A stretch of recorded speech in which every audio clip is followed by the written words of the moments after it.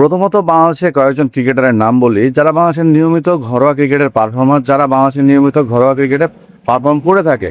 সেই সাথে বাংলাদেশের যদি ঘরোয়া বড় বড় ক্রিকেট লিগগুলো থাকে, ঢাকা লিগ বলেন, বিপিএল বলেন, এছাড়া অদম্য টি-20 কাপ বলেন, সবখানেই তাদের পারফরমেন্সের নাম কিন্তু লেখা আছে। আমি বলতেছিলাম হাবিবুর রহমান সোহাম, জেসাম আলম, ফজলে মাহমুদ রাব্বি, এদের কথা। কারণ এরা দিনের পর দিন পারফরমেন্স করে, কিন্তু ন্যাশনাল টিমে এরা উপেক্ষিত থেকে যায়। অথচ এই ইয়াসির আলী চৌধুরী রাব্বি, নুরুল হাসান সোহানের মতো ক্রিকেটাররা দিনের পর দিন সবসময় সুযোগ পেয়ে যায়। কিন্তু আমার প্রশ্ন হচ্ছে, এই যে রাব্বি সোহানরা বারবার সুযোগ পাওয়ার পরও ব্যর্থ হয়, শামীম হোসেন পাটোয়ারিরা বারবার সুযোগ পাওয়ার পরও ব্যর্থ হয়, কিন্তু ঘরোয়া ক্রিকেটের এই যে আমাদের ক্রিকেটারগুলো আছে যারা রেগুলার পারফরমেন্স করে, যারা টি-20তে দ্রুততম সেঞ্চুরি করতেছে, হাফ সেঞ্চুরি করতেছে, বিশাল বিশাল ছয় মারতেছে, তাদেরকে কেন ন্যাশনাল টিমে নেওয়া হচ্ছে না?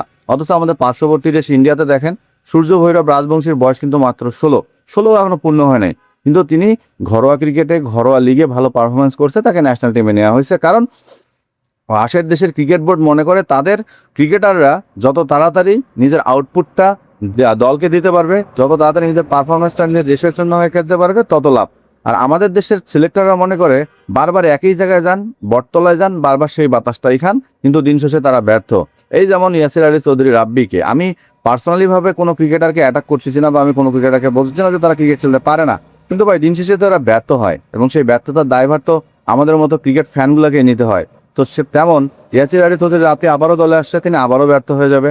একটা সিরিজ খেলেই সৌম্য সরকারকে বাদ দেওয়া হলো, তাহলে ওই সিরিজটার জন্য সৌম্য সরকারকে কি দরকার ছিল নেওয়ার?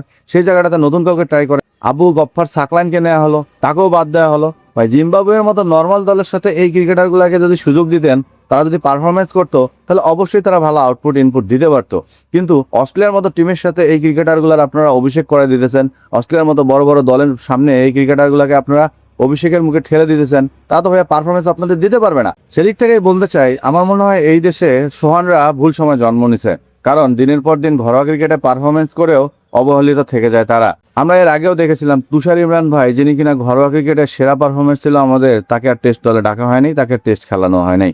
সেই সাথে বাংলাদেশের এই ধরনের টি-20 তরুণ তুর্কিগুলাকে যদি আপনারা এখন ইউজ না করেন, কখন ইউজ করবেন? যখন তারা বুড়া হয়ে যাবে। এই যেমন আকবর আলী আছে, লোয়ার মিডল অর্ডারে টি-20তে তিনি সবসময় পারফরমেন্স করে গেছে ঘরোয়া লিগে, অথচ তার নাম কখনো ন্যাশনাল টিমে নেওয়া হয় না।